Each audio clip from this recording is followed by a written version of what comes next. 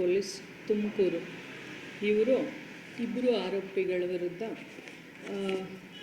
SC 56/2022 ಅನ್ನೋ ಒಂದು ಪ್ರಕರಣನ ದಾಖಲು ಮಾಡಿದ್ದಾರೆ.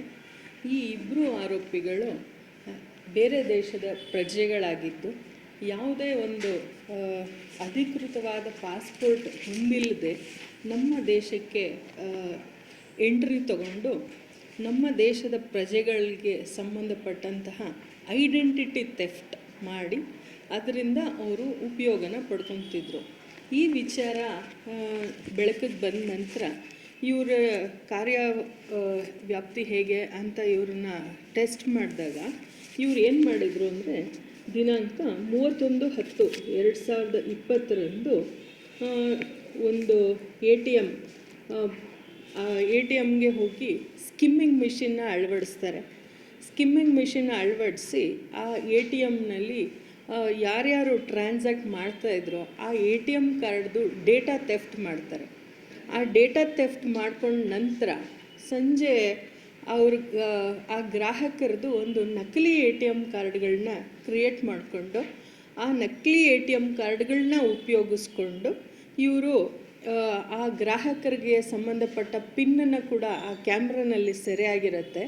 ಆ ಪಿನ್ನನ್ನು ಇವರು ಉಪಯೋಗಿಸ್ಕೊಂಡು ವಿವಿಧ ATM ಕಾರ್ಡ್ಗಳಲ್ಲಿ 10,000 ರೂಪಾಯಿ ಮತ್ತು 25,000 ರೂಪಾಯಿ ಮತ್ತು 10,000 ರೂಪಾಯಿ ಈ ರೀತಿ ವಿವಿಧ ATM ಕಾರ್ಡ್ಗಳಲ್ಲಿ ಅದನ್ನು ವಿತ್ಡ್ರಾ ಮಾಡಿಕೊಂಡು ಅವರು ಅದನ್ನು ಉಪಯೋಗಿಸ್ಕೊಳ್ತಾಯಿದ್ರು. ಇದಕ್ಕೆ ಸಂಬಂಧಪಟ್ಟಂಗೆ ದೂರದಾರರಾದ ಡಾಕ್ಟರ್ G. ತಿಲಕ್ ರಾಮು ಅನ್ನೋರು ಸೆನ್ ಪೊಲೀಸ್ ಸ್ಟೇಷನ್ಗೆ ಇದ್ರ ಬಗ್ಗೆ ಕಂಪ್ಲೇಂಟ್ನ ರಿಜಿಸ್ಟರ್ ಮಾಡಿದರು.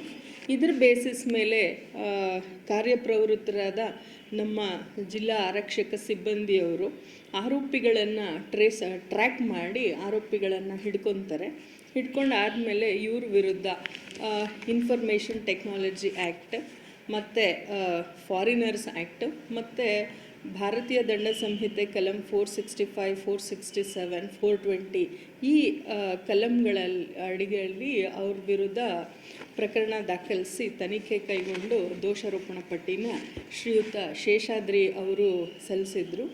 CPI ಅವರಾಗಿದ್ದರು ಆ ಸಮಯದಲ್ಲಿ ಶೇಷಾದ್ರಿ ಅವರು.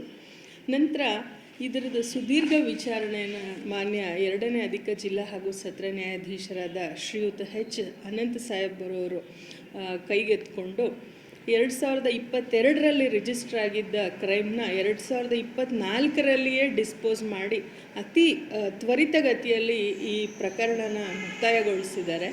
ಈ ದಿನ ಈ ಪ್ರಕರಣದ ತೀರ್ಪು ಹೊರಬಿದ್ದಿದ್ದು ಇಬ್ಬರು ಆರೋಪಿತರು ತಪ್ಪಿತಸ್ಥರು ಅಂತ ಹೇಳಿ ನಿರ್ಧಾರ ಮಾಡಿದ್ರು. ಆರೋಪಿಗಳು ಯಾವುದೇ ವ್ಯಾಲಿಡ್ ಪಾಸ್ಪೋರ್ಟ್ ಇಲ್ಲದಲೇ ನಮ್ಮ ದೇಶಕ್ಕೆ ಬಂದಿದ್ದರಿಂದ ಇವ್ರಿಗೆ foreigners act section 14A, B ಮತ್ತು C ವಿರುದ್ಧ C ಅಡಿಯಲ್ಲಿ ಪ್ರಕರಣ ದಾಖಲಿದ್ದರಿಂದ ಈ ಪ್ರತ್ಯೇಕವಾಗಿ 14A, 14B, 14C ಎಲ್ಲ ಅಫೆನ್ಸಸ್ಗೂ ಕೂಡ 8 years imprisonment and 50,000 rupees fine ಅಂತ ಈ ದಿನ ಶಿಕ್ಷೆ ಪ್ರಕಟಿಸಿದ್ದಾರೆ. ನಂತರ ಐಡೆಂಟಿಟಿ ಥೆಫ್ಟ್ ಆಫ್ ಇಂಡಿವಿಜುವಲ್ಸ್ ಅಂದರೆ ಪ್ರತಿಯೊಬ್ಬ ಗ್ರಾಹಕರದ್ದು ATM ಕ್ರಿಯೇಟ್ ಮಾಡಿಕೊಂಡು ಅವ್ರಿಗೆ ಸಂಬಂಧಪಟ್ಟಿದ್ದ ಪಿನ್ನನ್ನು ಇವರು ಕದ್ದಿದ್ದರಿಂದ ಇನ್ಫಾರ್ಮೇಷನ್ ಟೆಕ್ನಾಲಜಿ ಆ್ಯಕ್ಟ್ 66A ಮತ್ತು B ಈ ಅಫೆನ್ಸಸ್ಗೆ 5 years ಇಂಪ್ರಿಸನ್ಮೆಂಟ್ ಮತ್ತು 2 lakhs ಫೈನ್ ಈಚ್. ಪ್ರತಿಯೊಂದು ಅಫೆನ್ಸ್ಗೂ 2 ಲಕ್ಷ ಫೈನ್ ಅಂತ ಇಂಪೋಸ್ ಮಾಡಿದ್ದಾರೆ. ನೆಕ್ಸ್ಟ್ ಕಲಂ 471 ಮತ್ತು 468 ಅಫೆನ್ಸಸ್ಗೆ ತಲಾ 2 ವರ್ಷ ಮತ್ತು 7 ವರ್ಷ ಇಂಪ್ರಿಸನ್ಮೆಂಟ್ ಮತ್ತು 50,000 ರೂಪೀಸ್ ಫೈನ್ ಅಂತ ಹೇಳಿ ಈ ದಿನ ನ್ಯಾಯಾಧೀಶರು ಒಂದು ಅದ್ಭುತವಾದ ಆದೇಶವನ್ನು ಪ್ರಕಟಿಸಿದ್ದಾರೆ. ಈ ಹಂತದಲ್ಲಿ ಈಗ ನಾವು ಗಮನಿಸಬೇಕಾಗಿರೋದು ಏನಂತಂದರೆ this is a white collared crime. ಈಗ ಆಲ್ಮೋಸ್ಟ್ ಯಾವುದೋ ಒಂದು ಕೊಲೆ, ದರೋಡೆ ಇವೆಲ್ಲ ಏನಂದರೆ ಸಂದರ್ಭಕ್ಕೆ ಅನುಸಾರವಾಗಿ ಆರೋಪಿಗಳು ಆ ಸಂದರ್ಭದಲ್ಲಿ ಅವ್ರ ಮನಸ್ಥಿತಿ ಹೇಗಿರುತ್ತೋ ಆ ರೀತಿ ಆ್ಯಕ್ಟ್ ಮಾಡಿ ಅವರು ಆ ಕೃತ್ಯ ಎಸಗಿರ್ತಾರೆ. ಬಟ್ ಈ ರೀತಿ ಕೃತ್ಯ ಎಸಗೋದಕ್ಕೆ ತುಂಬ ಪೂರ್ವ ತಯಾರಿ ಬೇಕಾಗ್ತದೆ. ಮತ್ತು ಇದು ಎಕನಾಮಿಕ್ ಕ್ರೈಮ್ ಆಗಿರೋದ್ರಿಂದ, ನಮ್ಮ ದೇಶದ ಎಕಾನಮಿಗೆ ರಿಲೇಟೆಡ್ ಆಗಿರೋದ್ರಿಂದ ಈ ರೀತಿ ಸುಮಾರಷ್ಟು ಮುಗ್ಧ ಜನರು ಈ ರೀತಿ ಕೃತ್ಯಕ್ಕೆ ಬಲಿಪಶುಗಳಾಗ್ತಿರೋದ್ರಿಂದ ಎಚ್ಚೆತ್ಕೊಳ್ಳಿ ಅಂತ ಹೇಳಿ ಸಮಾಜಕ್ಕೆ ಒಂದು ಪರೋಕ್ಷವಾದ ಸಂದೇಶನ ಮಾನ್ಯ ನ್ಯಾಯಾಧೀಶರಾದ ಎಚ್ ಆನಂದ್ ಸಾಹೇಬರು ಈ ತೀರ್ಪಿನಿಂದ ಒಂದು ಅದ್ಭುತವಾದ ಸಂದೇಶ ಕೊಟ್ಟಿದ್ದಾರೆ ಅಂತ ಹೇಳೋಕ್ಕೆ ಇಷ್ಟಪಡ್ತೀನಿ ಸರ್.